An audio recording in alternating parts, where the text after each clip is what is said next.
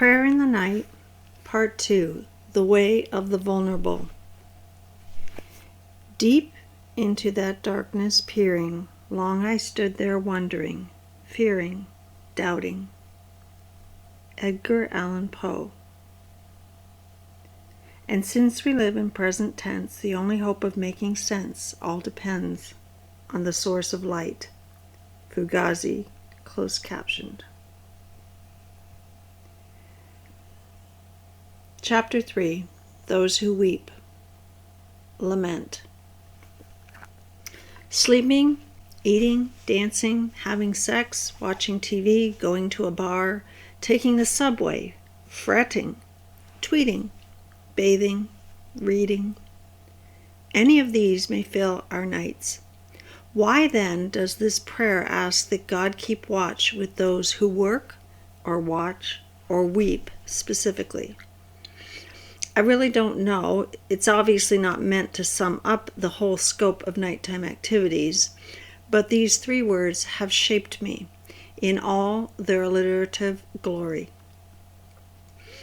As I prayed this prayer night after night, working, watching, and weeping began to represent not only things we may do at night, but the way we move faithfully through a world where we are all so prone to harm. These words became the sturdy trellis upon which grew my understanding of how to endure this mystery of theodicy. Jesus responded to darkness by working, watching, and weeping, and we join with him by taking up the same. Let's begin with the last one, weeping. My life's adversity has been no more than the usual. My experiences of loss and sorrow are ordinary. I could complain, of course, and I do sometimes. I've met disappointment and grief, even some trauma. I've been in and out of counselors' offices to deal with childhood pain and present disappointment. But I also have an enormous amount to be grateful for. I grew up with parents who cared about me. I have a graduate degree. I've never wondered where my next meal will come from. I have children I adore. I am relatively healthy. I am loved by people I love. I have it good. Even in the hard year of 2017, I knew that my sadness was not unusual. Nearly all of us will lose a parent at some point. About a quarter of pregnancies end in miscarriage. Most people have moved, been homesick, and felt lonely. Yet knowing these experiences are common doesn't lessen the pain of walking through them ourselves. For most of my life, with my particular Texas upbringing and my own temperament, I thought that the goodness of my life deemed me unqualified to say much about grief. It could be worse was a family mantra. My father, who grew up poor and knew hardships I have not, would often say, I was sad I had no shoes till I saw a man with no feet. Then he'd pause and smile and say, so I took his shoes. He doesn't need them. He doesn't have feet. Dad would also say, I've had worse cuts on my lip and just kept on a-whistling. This became legendary in our family. There was no injury too terrible to not invoke Dad's call to keep on a-whistling. Broken bones, accidents, surgery. My father must have previously suffered untold lip trauma because he'd had worse cuts on his lip than any wound that we could present. Walker Percy wrote that Southern culture was a kind of syncretism between Stoicism and Christianity, and my parents could grin and bear it with the best of the Stoics. I don't think this is all bad.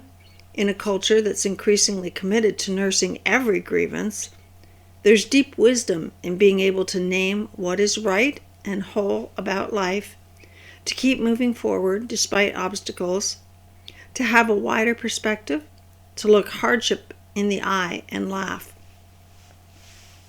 But the dark side of this resistance to grief is that we do not learn to grieve ordinary suffering and loss, the commonplace but nonetheless heavy burdens we each carry. As long as anyone had it worse, which is always, I felt I didn't have permission to be sad, to weep, to mourn. For a long time, I thought the only people allowed to mourn, at least publicly and without qualification, were those who faced unparalleled tragedy. The rest of us muddle through with our comparatively small sorrows. We keep whistling. I also used to think of grief as a season, something tragic that you get through. People lose a loved one, and then for a year or two they grieve. Certainly, there are particular seasons of deep grief. Grief is, in part, a response to acute loss in our life. There are times of mourning, but the way I understand grief has changed. I've come to also see grief as part of the everyday experience of being human in a world that is both good and cruel.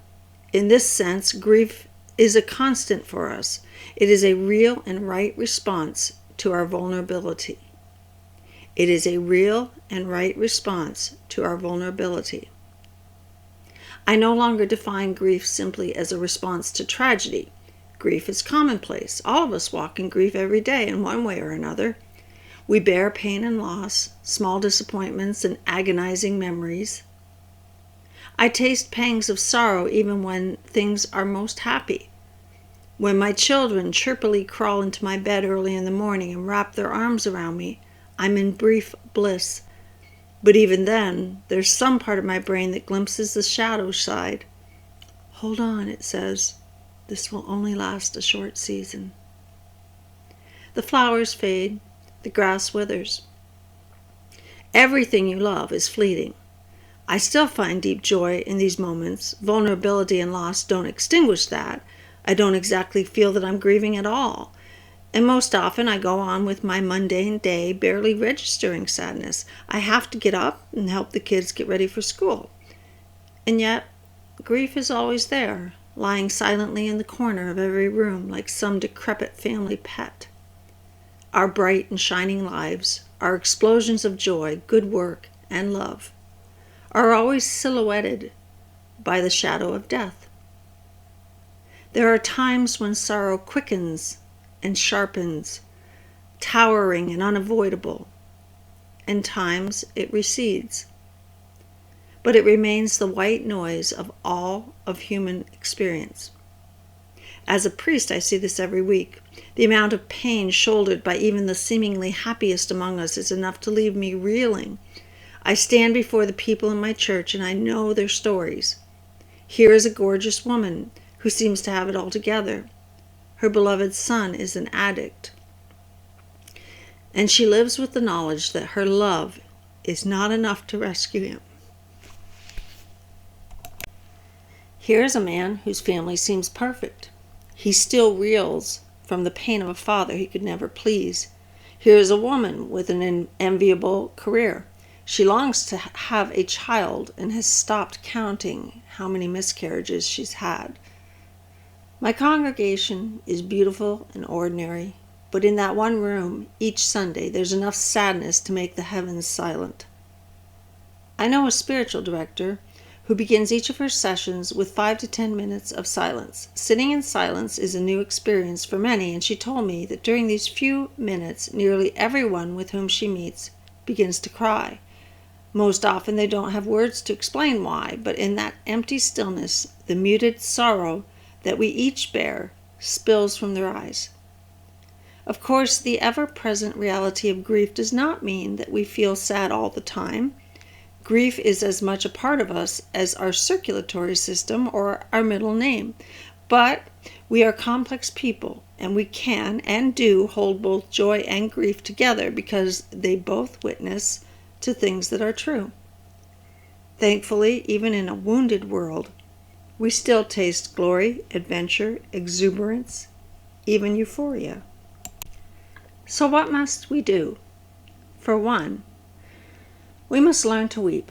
This is not something that comes naturally for many of us. We have to let ourselves notice, admit, and experience sadness. And we resist this in all kinds of ways, as individuals, as a culture, and as a church. This prayer from Compline doesn't allow us to ignore grief. It reminds us of those who weep, because we all know deep down that every night people are weeping, and on one night or another, each of us will too. I had a friend whose family was falling apart. Always an optimist, he told me one day, "I'm willing to grieve, but not to feel sad anymore. I'm tired of feeling sad." I almost laughed, not at his tragedy, but because I identified with his sentiment. We just don't want to feel sad. We'll do almost anything to avoid it, and if we must feel sad, we at least want our sadness to end when we see fit. We want grief to be a task we can complete. The oven timer of our soul dings and we're on to something else. But that isn't how grief works. We control it as much as we control the weather. It is not simply an intellectual activity, a cognitive recognition of loss. Feeling sadness is the cost of being emotionally alive. It's the cost even of holiness. Christians have to let ourselves be a people who mourn. It's part of the deal. It's a defining characteristic of those Jesus called blessed.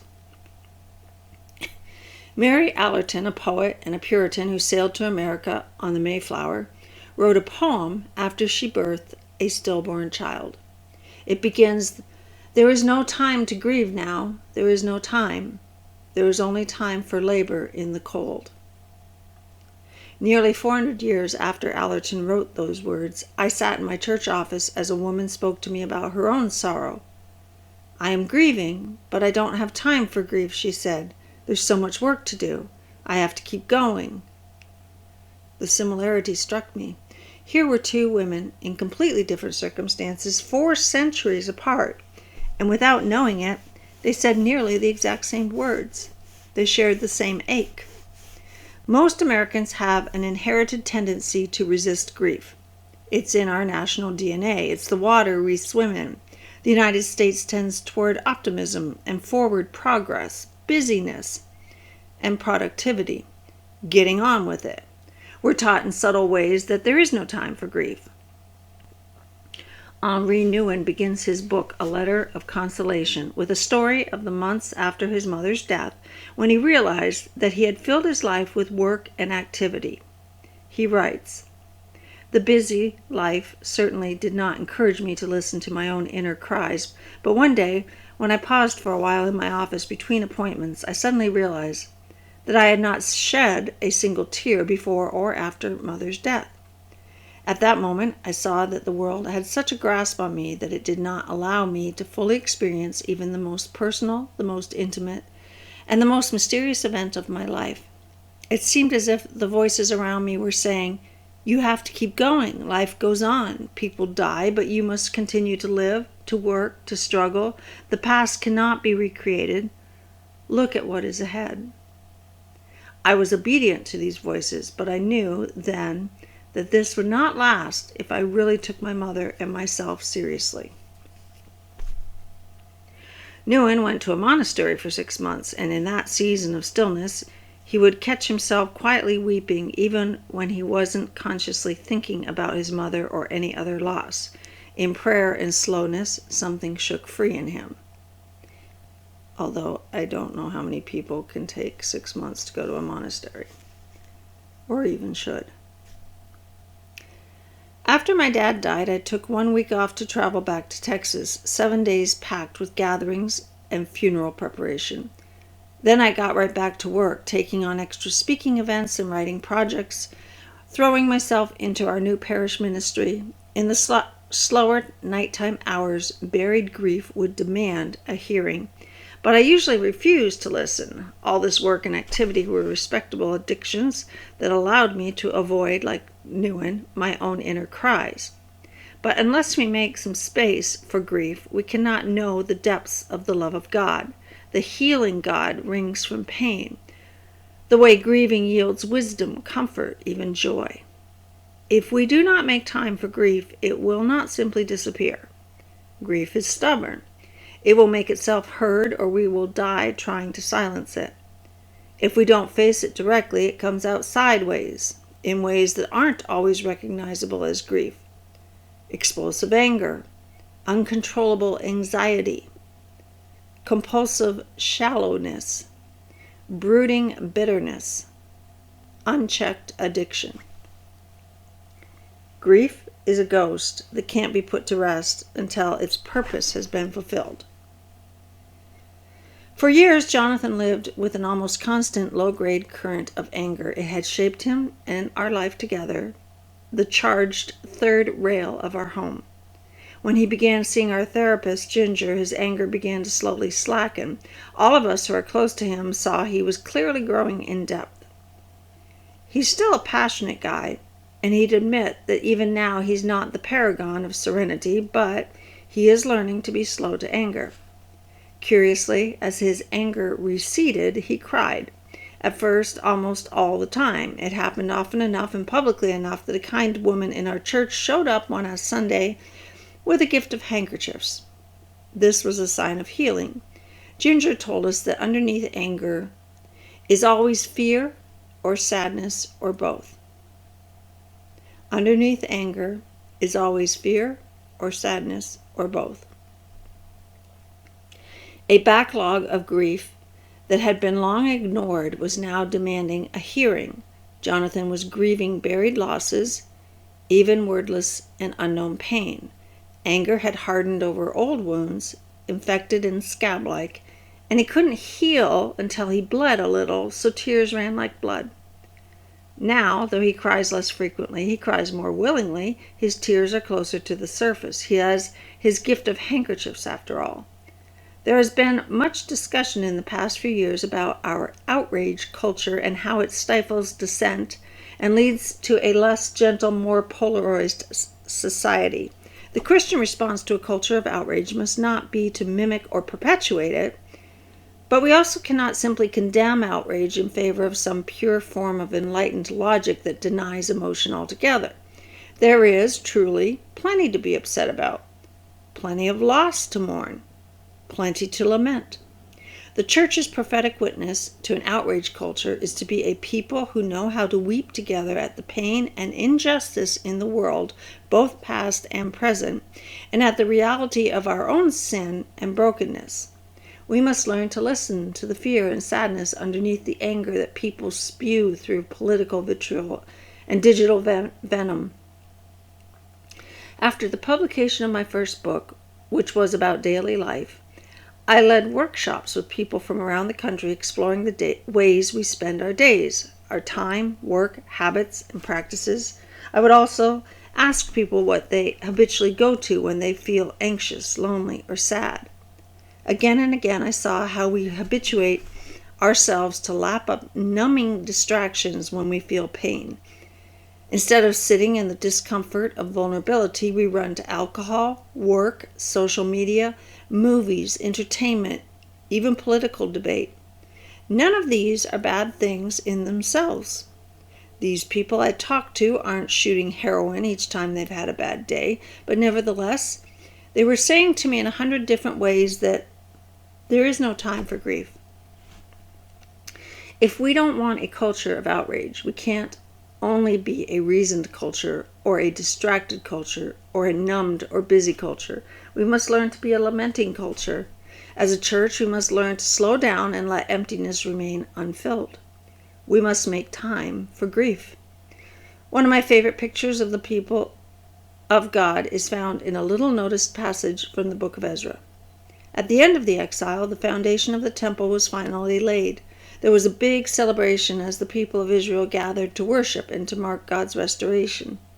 This was the moment they had waited for, the rock and mortar of their redemption. And yet, Ezra tells us, many of the older priests and Levites and family heads who had seen the former temple wept aloud when they saw the foundation of this temple being laid, while many others shouted for joy. No one could distinguish the sound of the shouts of joy from the sound of weeping, because the people made so much noise. Dignity be damned, these were people who knew how to celebrate and mourn their losses at the same time. Even in this moment of triumphant restoration, a scar remained, and it was worth weeping over. But they didn't keep on weeping. This is what life looks like until God sets things right. Life in the meantime, in the already and not yet. We have seen the foundation of the temple laid. Paul actually calls Jesus the foundation. There is so much overwhelming beauty in this life of faith we've been given. There is almost unimaginable grace that we receive even on the most mundane day. And yet things are not made new yet. Loss is ever present. Beauty and pain are wrapped up together, impossible to pry apart.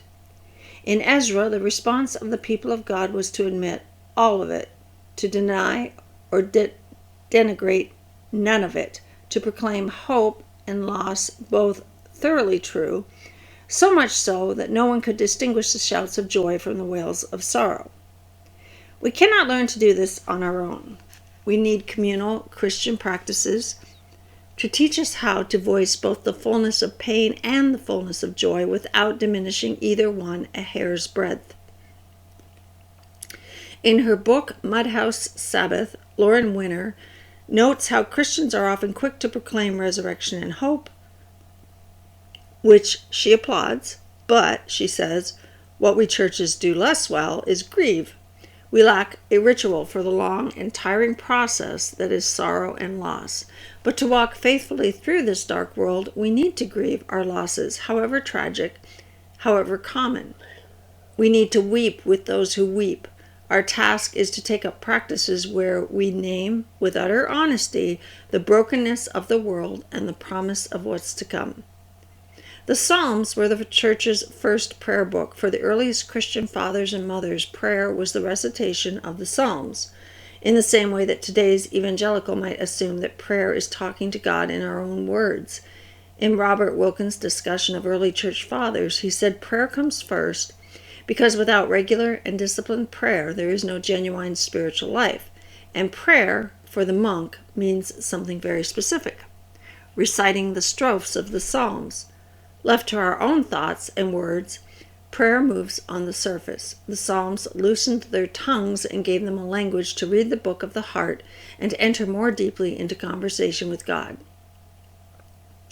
We are all so laden with semi-conscious resentments and suspicions, discordant desires, and half-baked beliefs that we need constant tutoring from the ancient church, our older brothers and sisters, who can teach us to read the book of the heart. By praying the Psalms year after year for millennia, in nearly every language and place on earth, the church learns to remain alive to every uncomfortable and complex human emotion. We learn to celebrate and we learn to lament. John Calvin called the Psalms the anatomy of all the parts of the soul. He says there is no human emotion that anyone finds in himself whose image is not reflected in this mirror.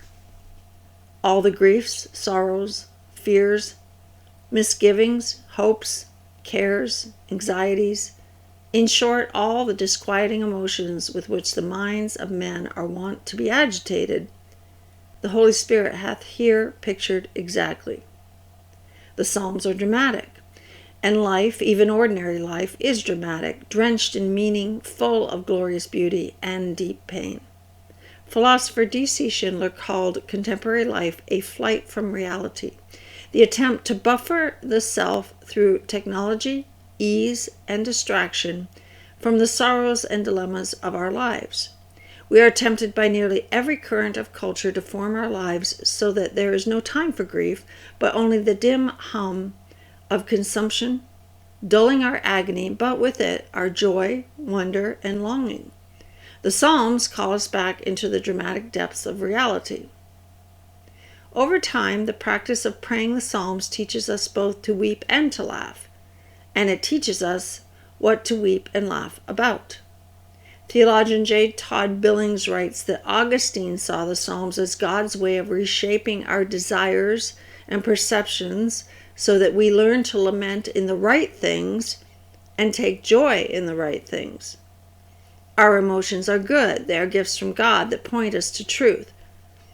Our emotions can also be wayward and self-serving.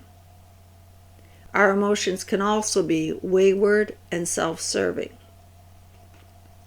Prayer invites us to bring our whole selves in all our glorious complexity to God, who knows us better than we ever will. Historically, the church saw the Psalms as medicinal. They heal us. They teach us how to be fully human and fully alive. As a doctor prescribes amoxicillin for a sinus infection, the church fathers prescribed meditation on and repetition of specific psalms for specific spiritual ailments. Athanasius wrote that whatever your particular need or trouble, from the Psalms you can select a form of words to fit it so that you learn the way to remedy your ill. Psalms of lament, both communal and individual, are the most common type of psalm in the Psalter. They voice disappointment, anger, sadness, pain, deep confusion, and loss. If our gathered worship expresses only unadulterated trust, confidence, victory, and renewal, we are learning to be less honest with God than the Scriptures themselves are. As the first prayer book, the Psalms provide the pattern of prayer for all prayer books since, and its prayers are as varied and multidimensional as our human experience. Lament is an expression of sorrow. To learn to lament is to learn to weep. But it is more than that. In the lament psalms, the psalmist holds God to God's own promises. Psalm 44, for example, begins in utter perplexity, reminding God how he has cared for his people in the past and asking him why he seems to no longer be of help. Rouse yourself. Do not reject us forever. Why do you hide your face? Why do you forget our affliction and oppression? It is better to come to God with sharp words than to remain distant from him, never voicing our doubts and disappointments. Better to rage at the Creator than to smolder in polite devotion. God did not smite the psalmist. Through the Psalms, he dares us to speak to him bluntly. Yet to make things trickier, most of us not only live in a culture that has inoculated itself against lament, we also live in a culture where it's easy to assume we know better than God. We are taught in subtle ways that our feelings and experiences are the center of reality. This is cultivated in us in big and small ways every day. An advertisement for jeans blares from my radio proclaiming, "I speak my truth in my Calvins." This constant messaging reduces us to mere agents of our own self-expression and curated identities, what we think, what we feel, what we want, and what we buy. We begin to approach God only to judge him and his actions according to our own preferences and little t truth. We wait for God to convince us that he's a useful accessory in our own project of self-creation. In this way, so very subtly, we approach God not in honest lament, but as unhappy customers. God isn't giving us what we want. He isn't taking away the pain of this world, and frankly, he's so terribly slow. We are not pleased with the job God is doing, and the customer's always right. These competing cultural impulses to paper over pain through distraction or false piety on one hand, and to demand from God our own way and judge him by our own standards on the other, leave us in a bind. How do our honest doubts and grief not become a howling unbelief, a transactional sense that God owes us something, or a kind of consumeristic judgment of God's performance, as if we're giving the creator of the cosmos a bad Yelp review? But the Psalms of Lament do not simply vent our grievances against an underperforming God. Billings continues. By the Spirit, we bring our anger, fear, and grief before God in order that we may be seen by God. And being seen by God leads to transformation. Lament is not only an act of self-expression or exorcising pain, it forms and heals us.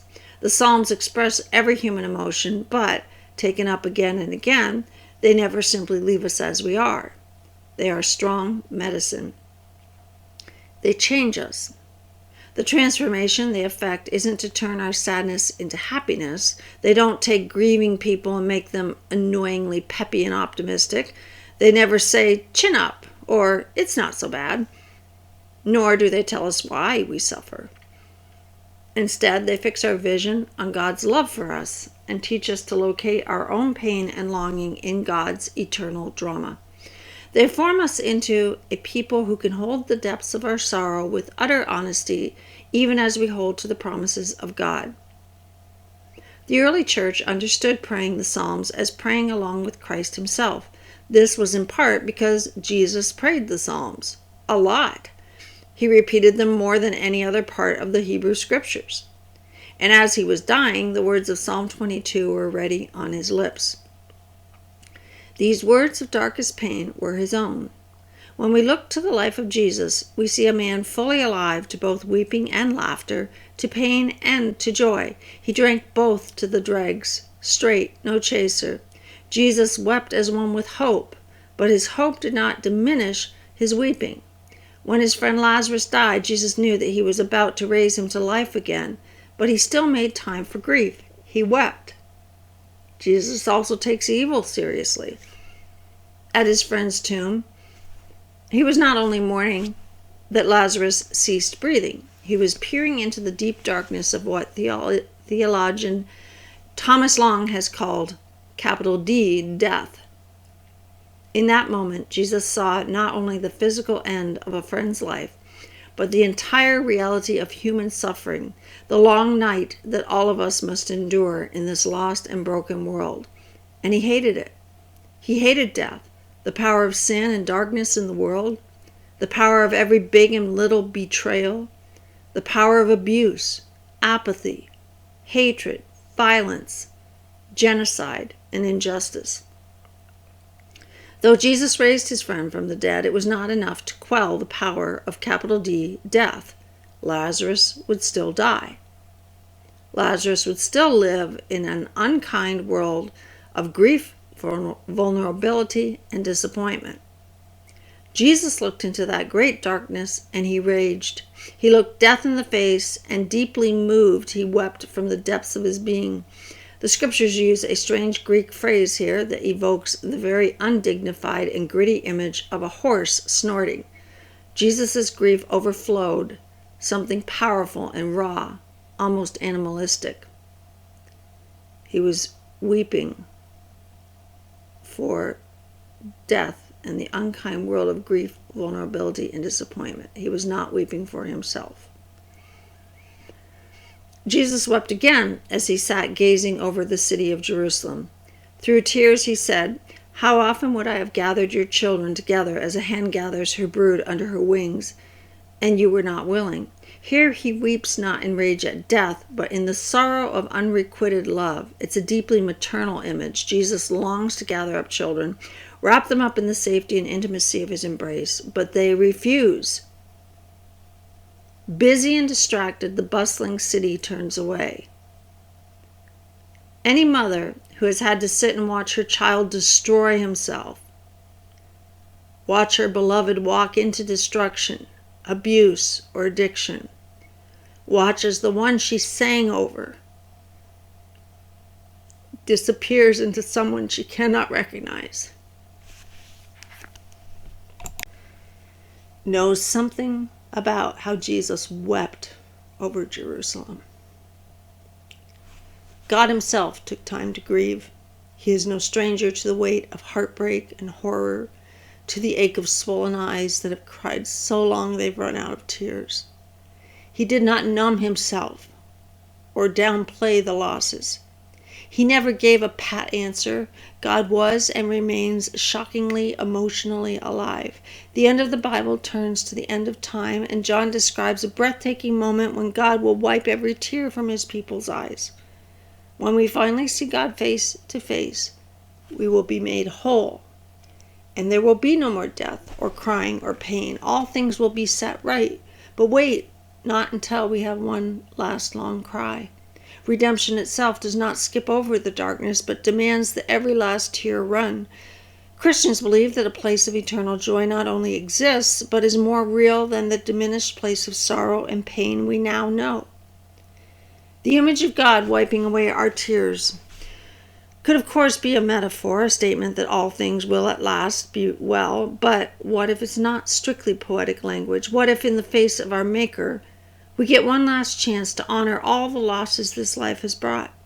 What if we can stand before God someday and hear our life stories told for the first time accurately and in their entirety, with all the twists and turns and meaning we couldn't follow when we lived through them?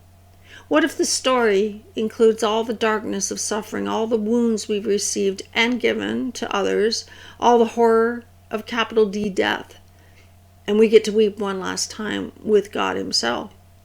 What if, before we begin to live in a world where all things are made new, we weep with the one who alone is able to permanently wipe away our tears?